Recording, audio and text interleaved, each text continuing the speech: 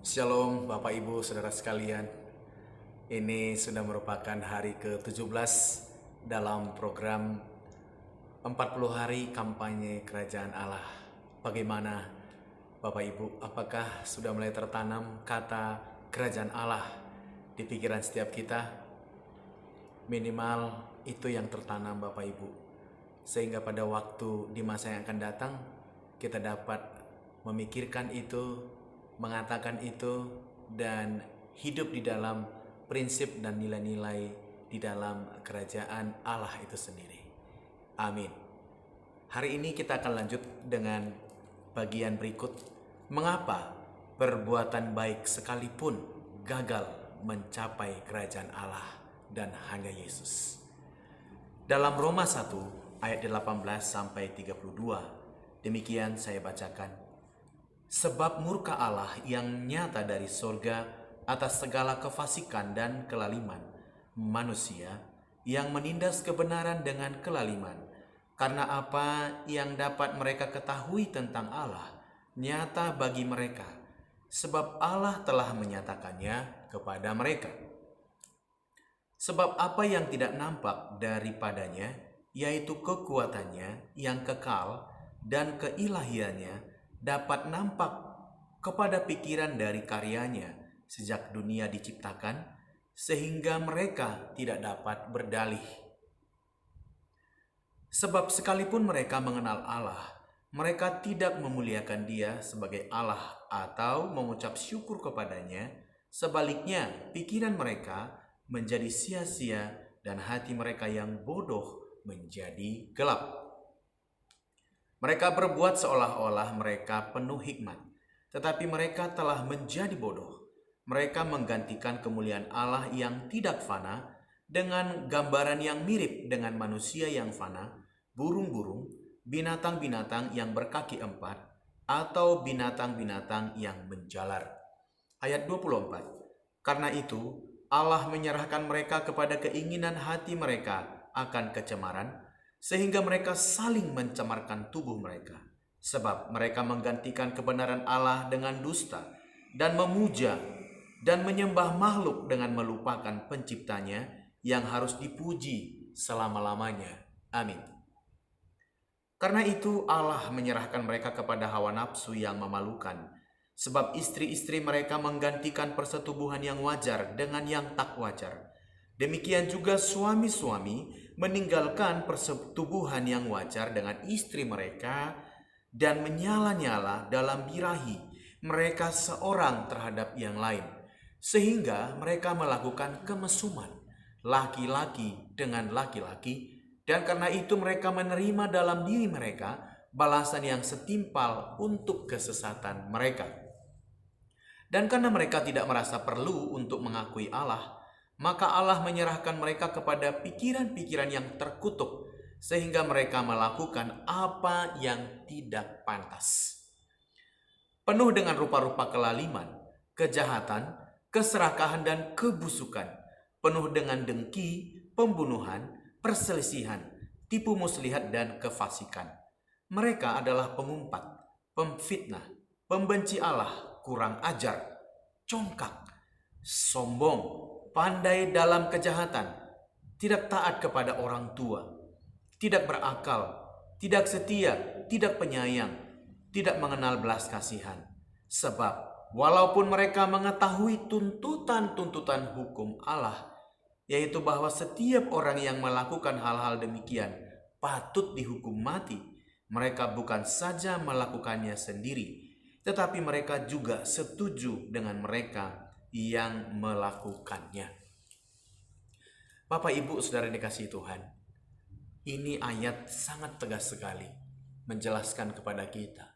Pada waktu itu Paulus memberikan suratnya kepada jemaat di Roma, sebab pada awal pelayanannya Paulus itu melayani ke sana, tetapi oleh karena perjalanan pelayanannya itu lama, sehingga pada waktu itu jemaat menjadi terbelah dua, yang masih taat kepada Injil yang merupakan kekuatan Allah yang menyelamatkan tiap orang percaya, maka terjadi perpecahan dalam jemaat pada waktu itu. Sehingga ada orang-orang yang terlibat dengan perbuatan-perbuatan dosa. Dan Paulus menjelaskan hal itu ditentang dan tidak disukai oleh Tuhan dan tidak mungkin berkenan kepada Allah. Mengapa perbuatan-perbuatan kita gagal untuk mencapai kerajaan Allah? Yang pertama, saudara, adalah karena tidak mengenal Allah. Orang yang tidak mengenal Allah pasti akan hidup di dalam dosa, meskipun menurut ukuran dunia perbuatannya baik. Mari kita perhatikan ayat yang ke-18.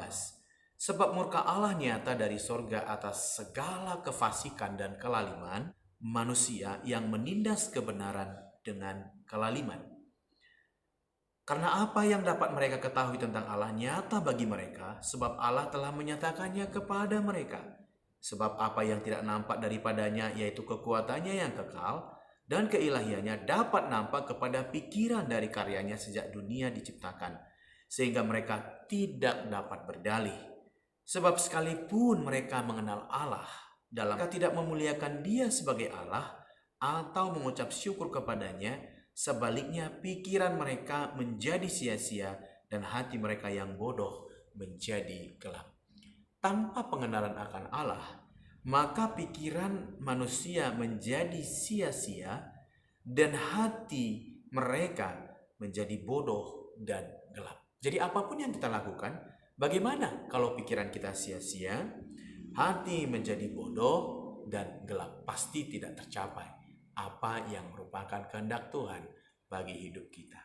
Jadi kalau kita tidak mengenal Allah, pastilah kita tidak memuliakan Dia sebagai Allah, dan tidak mungkin kita mengucap syukur kepada Dia yang adalah pusat dan pokok setiap pujian dan ucapan syukur kita. Jadi perbuatan baik kita tanpa pengenalan akan Allah itu menjadi sia-sia, bodoh, dan gelap.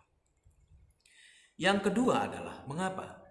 Karena Allah menyerahkan mereka atau menyerahkan manusia kepada hawa nafsu yang memalukan. Di dalam ayat 26 dikatakan demikian. Karena itu Allah menyerahkan mereka kepada hawa nafsu yang memalukan, sebab istri-istri mereka menggantikan persetubuhan yang wajar dengan yang tak wajar. Demikian juga suami-suami meninggalkan persetubuhan yang wajar dengan istri mereka dan menyala-nyala dalam birahi mereka seorang terhadap yang lain, sehingga mereka melakukan kemesuman laki-laki dengan laki-laki, dan karena itu mereka menerima dalam diri mereka balasan yang setimpal untuk kesesatan mereka. Ini jelas sekali dosa. Tetapi ayat sebelumnya mengatakan, di dalam ayat 22, yang menyebabkan semua ini terjadi adalah bahwa mereka berbuat seolah-olah mereka penuh hikmat, tetapi mereka telah menjadi bodoh. Mereka menggantikan kemuliaan Allah yang tidak fana dengan gambaran yang mirip dengan manusia yang fana, burung-burung, binatang-binatang yang berkaki empat, atau binatang-binatang yang menjalar. Karena itu Allah menyerahkan mereka kepada keinginan hati mereka akan kecemaran, sehingga mereka saling mencemarkan tubuh mereka. Sebab mereka menggantikan kebenaran Allah dengan dusta dan memuja dan menyembah makhluk dengan melupakan penciptanya yang harus dipuji selama-lamanya. Manusia menjadi penyembah berhala apabila tidak mengenal Allah, apabila merasa memiliki hikmat sendiri. Jadi bagaimana saudara yang dikasihi Tuhan? Melalui ayat ini kita temukan, kalau kita melupakan pencipta kita akan gantikan kebenaran Allah dengan dusta, dan kita akan menjadi penyembah berhala. Saudara, manusia diciptakan untuk menyembah Allah, bukan untuk menyembah berhala. Itu sebabnya kalau manusia tidak mengenal Allah, maka manusia akan menyembah yang bukan Allah, yaitu berhala. Yang ketiga, Allah menyerahkan manusia kepada pikiran yang terkutuk. Di dalam ayat 28 sampai 31, dan karena mereka tidak merasa perlu untuk mengakui Allah, maka Allah menyerahkan mereka kepada pikiran-pikiran yang terkutuk, sehingga mereka melakukan apa yang tidak pantas, penuh dengan rupa-rupa kelaliman, kejahatan, keserakahan, dan kebusukan, penuh dengan dengki, pembunuhan, perselisihan, tipu muslihat, dan kefasikan. Mereka adalah pengumpat, pemfitnah, pembenci Allah, kurang ajar, congkak, sombong, pandai dalam kejahatan, tidak taat kepada orang tua, tidak berakal, tidak setia, tidak penyayang, tidak mengenal belas kasihan. Saudara, perbuatan-perbuatan dosa, kebiasaan-kebiasaan dosa membuat orang mengalami yang namanya tidak perlu mengakui Allah. Dan akhirnya apa yang terjadi? Perbuatan menjadi cemar. Banyak sekali saudara perbuatan-perbuatan cemar yang terjadi di sini. Jadi manusia tidak akan pernah bisa berkenan kepada Allah kalau pikirannya terkutuk. Kemudian saudara yang dikasihi Tuhan, setelah manusia itu dikuasai oleh dosa karena tidak mengenal Allah, manusia dikuasai oleh nafsu yang memalukan karena menggantikan kebenaran dengan dusta dan melupakan penciptanya. Dan kemudian karena Tuhan menyerahkan manusia kepada pikiran yang terkutuk oleh karena merasa tidak perlu mengakui Allah, maka kita perhatikan, bukan mereka hanya melakukan saja, tapi mereka melakukannya secara berjemaah, secara masif, keseluruhan.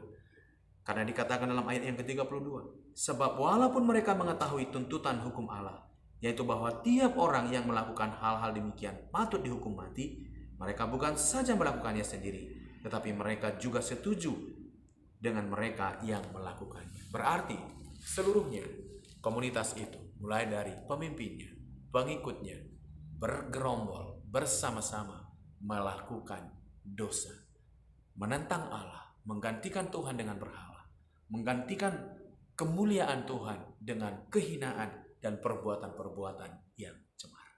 Saudara, kalau kita teliti ayat demi ayat ini, tanpa Yesus tidak mungkin kita lepas dari semuanya ini. Bersyukur buat segala kasih karunia dan Injil yang merupakan kekuatan Allah. Di dalam ayat 16 Paulus menegaskan, sebab aku mempunyai keyakinan yang kokoh dalam Injil, karena Injil adalah kekuatan Allah yang menyelamatkan setiap orang yang percaya, pertama-tama orang Yahudi, tetapi juga orang Yunani. Sebab di dalamnya nyata kebenaran Allah yang bertolak dari iman dan memimpin kepada iman. Seperti ada tertulis, orang benar akan hidup oleh iman. Kita tidak sanggup untuk lepas dari sekian banyak dosa, pelanggaran, pemberontakan yang dituliskan dalam bagian perikop ini. Tetapi puji Tuhan, syukur kepada Allah yang mengorbankan Yesus, sehingga itu menjadi bagian kita untuk mengalami yang namanya sebagai orang benar yang hidup oleh iman. Iman yang apa, saudara? Iman yang yakin pada Injil yang adalah kekuatan Allah yang menyelamatkan setiap orang percaya. Hanya satu jalan, yaitu Yesus. Perbuatan baik kita tidak akan pernah bisa membawa kita mengalami keselamatan dari Yesus Kristus, dari Allah kita, dari surga. Oleh sebab itu, mari kita datang kepada Yesus dan memohon ampun, mengakui bahwa Dia pencipta kita, mengakui bahwa Dialah tempat kita menyembah, tujuan setiap penyembahan kita. Dialah tempat kita berbakti untuk menyerahkan tubuh kita sebagai senjata-senjata kebenaran bagi kemuliaan-Nya. Haleluya. Bapa, pada hari ini kami mendengarkan bagaimana dosa menguasai manusia sejak di Taman Eden. Dan berkali-kali manusia berusaha untuk lepas, tetapi tidak mungkin. Syukur kepada Allah yang menyerahkan Yesus bagi kami menjadi jalan pendamaian bagi dosa-dosa kami. Oleh Injil Kerajaan Allah, oleh Injil Yesus Kristus Tuhan, hari ini kami diselamatkan. Hanya oleh darah Yesus dan hanya oleh pengorbanannya kami memperoleh keselamatan. Berkati setiap kami yang mendengar hari ini, biar kami menerima Injil yang adalah kekuatan Allah yang menyelamatkan setiap orang percaya. Demi nama Tuhan Yesus, kami diselamatkan. Amin.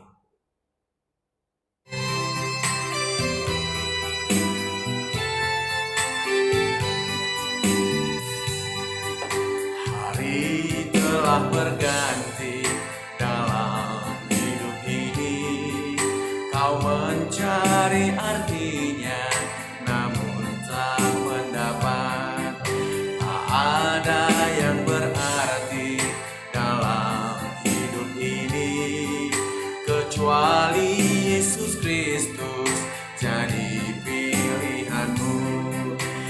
Esok kan terlambat, janganlah kau tunda. Esok kan terlambat, putuskanlah sekarang. Ambillah keputusan dalam hidup ini, agar kau tak kecewa hanyut dalam dosa. Esok kan terlambat, janganlah kau tunda. Esok kan terlambat, janganlah kau tunda. Esok kan terlambat, janganlah kau tunda. Esok kan terlambat, janganlah kau tunda. Putuskanlah sekarang. Esok kan terlambat, janganlah kau tunda. Esok kan terlambat, putuskanlah sekarang. Esok kan terlambat, janganlah kau tunda. Esok kan terlambat, putuskanlah sekarang.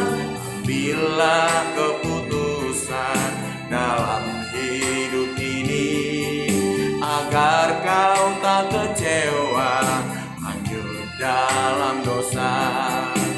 Agar kau tak kecewa hanyut dalam. Esok kan terlambat, janganlah